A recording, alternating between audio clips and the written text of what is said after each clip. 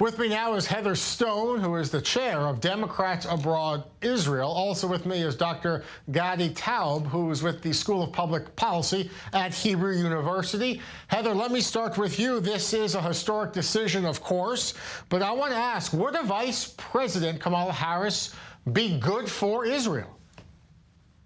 Oh, absolutely. She would definitely be good for Israel. She'd be good for the United States, and she'd be good for the world. Can you elaborate on that? Why do you say that? Sure. She has everything that we need.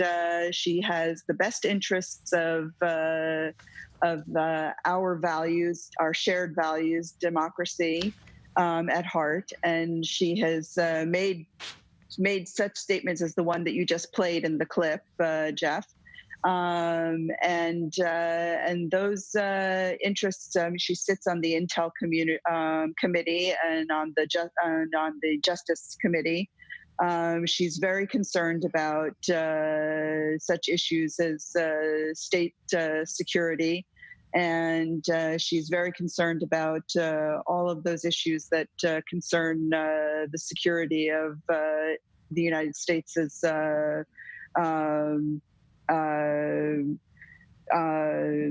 Okay, Dr. Taub, what do you think here? Let me have you jump in here. What do you think about the pick of Kamala Harris? Well, first of all, I think Israelis should be relieved that it isn't Susan Rice. Susan Rice would have been, I'm assuming that the vice president is going to be the president under Biden. And Susan Rice would mean at least 4 more years of Obama. Obama was disastrous for the Middle East. Under Obama, Iran assumed greater and greater power by its proxies to wreak havoc here. I would be saddened if Kamala Harris thinks that they should go back to the Iran deal, but I'm not sure they would actually do it. So I think in these terms, she is a candidate of moderation. I think it's a sign that maybe the Democratic Party is not as bad as we sometimes get the impression it is. We get the impression that it is sliding more and more towards its radical left side, where people like Ilhan Omar are at least verging on anti-Semitism. I don't think that's the case with Kamala Harris. That being said, just a few weeks ago, she mentioned the possibility of annexation. She called it dangerous. Even if she is considered to be a moderate, safe selection, she's in step with Biden, opposing the possibility of annexation. How does that calibrate perhaps Israeli decision-making if Biden wins the presidency? I think this is the standard cliche of the Democratic Party's line. I hope that anyone who steps into actual decision-making would realize that the two-state solution, the problem for the two-state solution is not Israel, it's Palestine. It's the Palestinians who are stubbornly resisting any compromise, and that in the end, America should pressure them and not us towards some compromise. All right, Oh, go ahead, Heather. May I please just note that the position of the Democratic Party, not just Kamala Harris and not just Joe Biden, but the entire Democratic Party, as stated in the platform that's about to be adopted next week at the Democratic National Convention, states that they do not support any unilateral annexations of territory by any country, including Israel, and that really the position is to push Israel to recognize that unilateral steps are not to be taken, and that Israel needs to recognize that its own actions need to be curbed, and that it's not just putting it onto somebody else's plate, but also to take check of its own actions. All right, stay with us, guys. We have to go out for a very short break, but we're going to come back for more of this discussion on what this historic decision for Kamala Harris means. We'll be right back on Zoom In.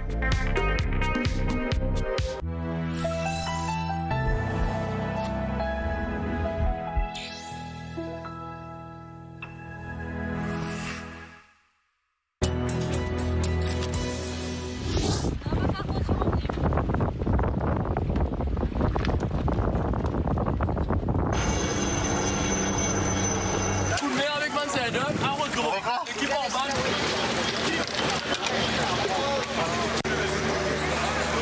Bahçen ablanın. Bize ne diyorsunuz no?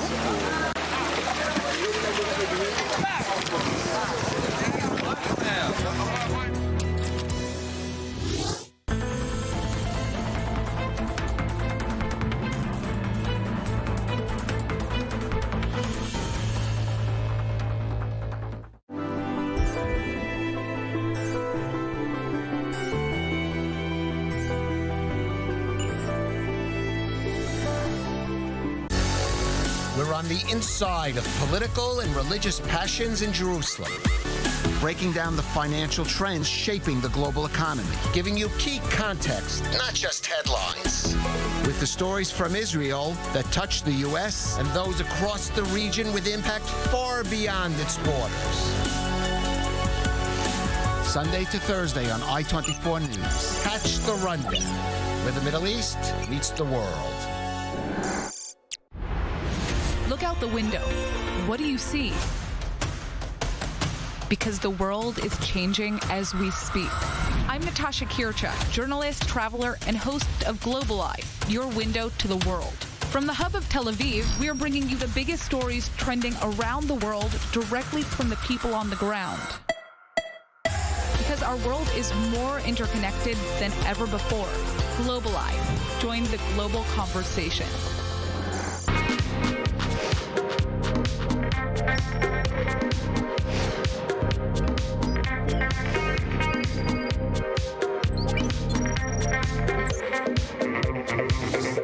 More now with our guests on the issue of Joe Biden picking California Senator Kamala Harris to be his running mate on the 2020 ticket. Heather, with Democrats abroad, I want to ask about the Iran nuclear deal. Kamala Harris wrote a few years ago that the decision to walk away from it was reckless. There's a lot of concern, particularly here in Israel, of what Biden presidency would mean for perhaps a return to the Iran deal. Can you elaborate what you expect could happen?